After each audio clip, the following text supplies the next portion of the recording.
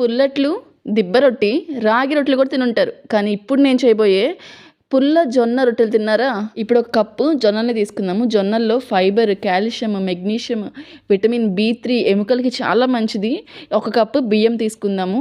ఈ రెండింటిని మనము మీగడ మజ్జిగలో మంచిగా ఎన్నపూసి తీసుకుంటాం కదా, ఆ మజ్జిగలో ఒక 6 to 8 అవర్స్ నానబెట్టేసుకుని మిక్సీ పట్టేసుకుందామండి.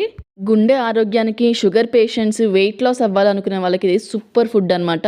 నేను చూపిస్తున్నట్టు కన్సిస్టెన్సీగా ఇట్లాగా మెత్తగా మిక్సీ పట్టేసుకున్నాక ఇప్పుడు మీ దగ్గర రొట్టె పిండి కానీ, దోశ పిండి కానీ, ఇడ్లీ పిండి కానీ ఏదున్నా సరే ఒక 2-3 గరిటెలు మనం మిక్సీ వేసుకున్న బ్యాటర్లో కలిపేసేసుకుని ఒక 2-3 స్పూన్లు ఉప్పు చూసుకుని వేసుకోవాలి.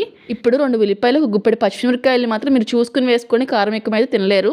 ఇలాగ సన్నగా చాప్ చేసుకుని పిండిలో మొత్తం అట్లా వేసేసుకుని కలిపేసుకున్నాక ఇప్పుడు ఒక ప్యాన్ పెట్టుకుని 2 టేబుల్ స్పూన్స్ ఆయిల్ చల్లండి. ఎక్కువ ఆయిల్ కూడా దీనికి అవసరం లేదు. గుంట గరిటెతో ఇట్లాగా మొత్తం చుట్టూగా స్ప్రెడ్ చేసుకునేలాగా మంచిగా వేసుకోవాలి. రొట్టెలాగా మందంగా ఇష్టపడే వాళ్ళు మందంగా వేసుకోవచ్చు, పల్చగా ఇష్టపడాలి పల్చగా వేసుకోవచ్చు. నేను మీడియంగా వేసాను. బయటకు క్రిస్పీగా, లోపల పుల్లగా, కారంగా, ఇంకా మెత్తగా ఉండే పుల్ల జొన్న రొట్టెలు రెడీ అయిపోయిందండి. ఇలా చేసుకుని తినండి. ఇష్టపడకుండా అస్సలు ఉండరు. నైట్ టైం తినడానికి ప్రిఫర్ చేయండి.